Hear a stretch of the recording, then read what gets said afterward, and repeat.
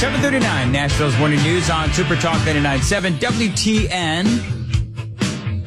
So I just saw this headline on the Daily Mail, and it's scary. Now, remember earlier I was playing for you this audio from this rancher who has a ranch right there on the southern border, and he says that there's some bad hombres coming into our nation, and it dovetails right into a story that I just saw on the Daily Mail that's really interesting, but also scary.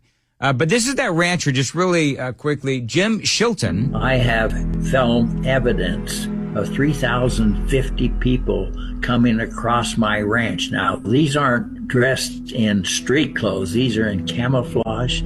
They have carpet shoes, and they're entering our country unseen, and they could be terrorists. I'm really concerned that if our adversaries around the world want to bring terrorists into our country. Well, now I see this headline.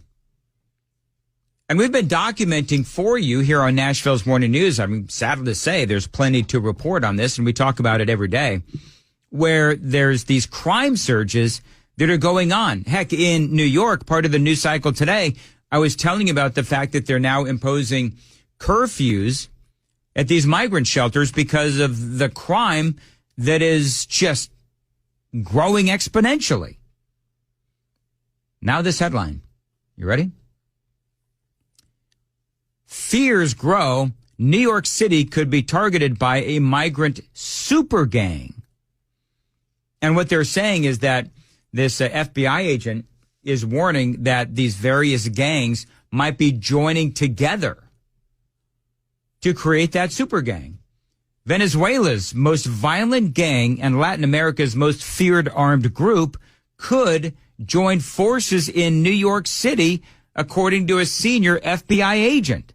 The FBI is concerned with El Tren de Aragua linking up with other criminal networks, such as the notorious MS-13. Special agent in charge of the El Paso division, a guy by the name of John Morales, is telling the New York Post. I mean, think about that. We've talked about MS-13 forever.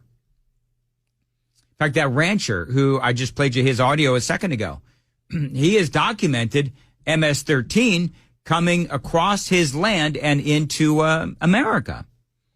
And, with the Biden border policies, they're just allowed right in. So now we have these gangs, and why not join forces?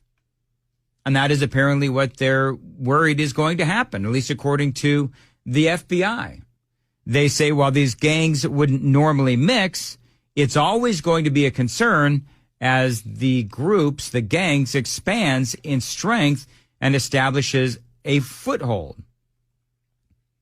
And so they do say that right now they're working with their local law enforcement partners and sharing intelligence in order to stop the growth of Tren de Aragua, which is that big gang that they're worried about joining forces with MS-13.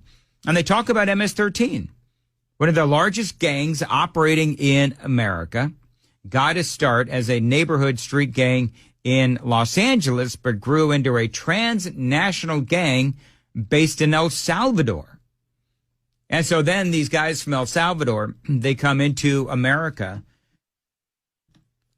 and they start recruiting young boys at the age of, 11, 12, maybe even younger than that. And the pressure to join these gangs is immense.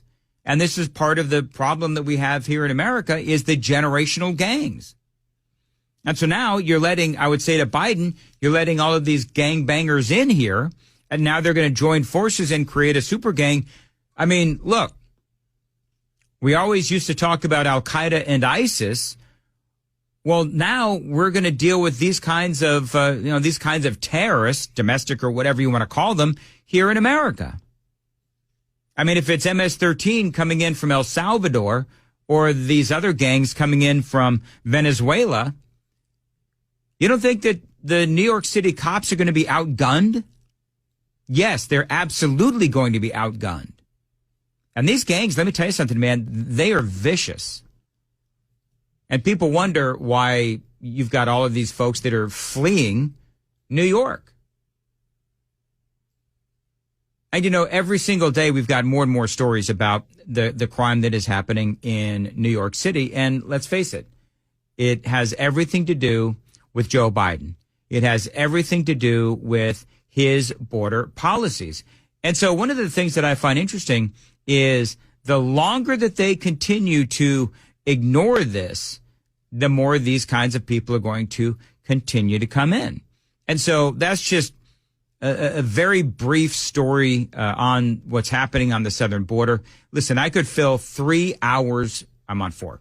I could fill 4 hours of talk radio on just border stories if I wanted to. It is that significant. It is that important. And these are stories that are never going to end, but certainly never going to end as long as we have the open border policies.